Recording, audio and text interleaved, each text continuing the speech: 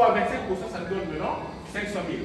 Pour toi, maintenant, l'IRPP, en fait, la somme des barèmes, la formule là, la somme des barèmes par le nombre de parts. Or, il s'avère que notre nombre de parts ici, là, c'est 3. Donc, la somme de barèmes, c'est qui donne l'IRPP que la personne là va payer, c'est 1 667 720. Ça, c'est l'IRPP annuel. Donc, pour trouver l'IRPP qui sera dans le bulletin de paie, il faut diviser maintenant ce montant-là par 12.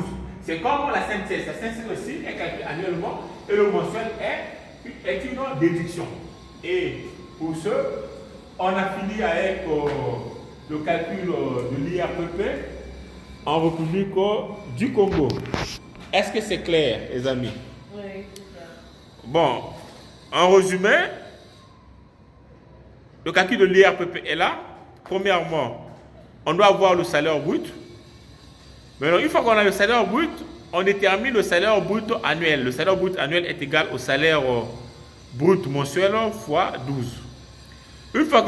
Une fois trouvé le salaire brut annuel, nous allons chercher maintenant la CNCS. La CNCS où la CREF est égale au 4% du salaire brut. Donc on prend le montant du salaire brut, fois 4%. On trouve notre CNCS. Une fois calculé la CNCS, on doit maintenant déduire le salaire maintenant après la CNCS. Le salaire après la CNCS est égal au salaire brut moins la CNCS. Une fois qu'on a trouvé le salaire après la CNCS, nous allons maintenant calculer l'abattement. Et en sachant que l'abattement, c'est une réduction que l'État vous fait en matière d'impôt. L'abattement est égal au 20% du salaire après la CNCS.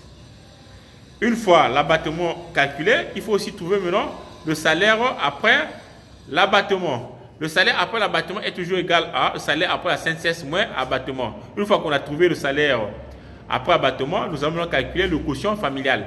Le quotient familial est égal au salaire imposable ou salaire après abattement sur le nombre de parts.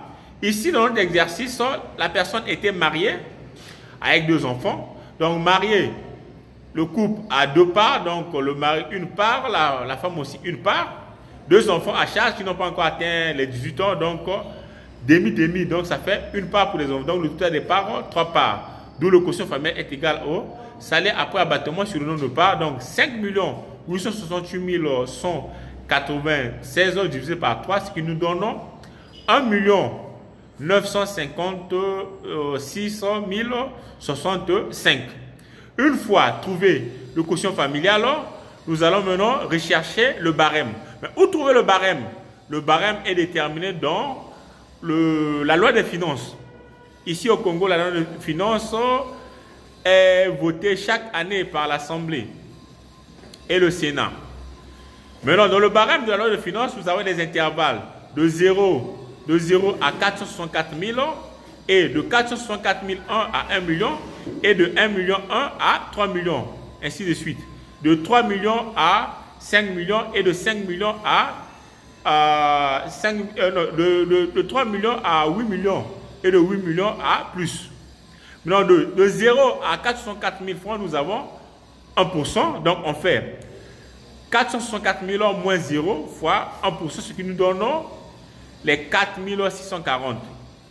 Et au deuxième intervalle, nous avons 1 million moins 464 000 fois 10%, ce qui nous donne 53 600. Et notre dernier intervalle, 3 millions moins 1 million, ça donne 2 millions, fois 25%, ce qui donne 500 000. Donc, d'où l'IRPP est égal à la somme des barèmes fois le nombre de parts. Donc, on aura 4 640 plus 53 600 plus 500 000 fois 3, ce qui nous donne maintenant la CNCS annuelle qui est égale à 1 674 720. D'où on déduit maintenant la CNCS, l'IRPP mensuel. L'IRPP mensuel est égal à l'IRPP annuel divisé par 12, ce qui nous donne maintenant 139 560. Bien, j'espère que vous avez bien compris, assimilé le calcul de l'IRPP en République du Congo. Ciao, bye.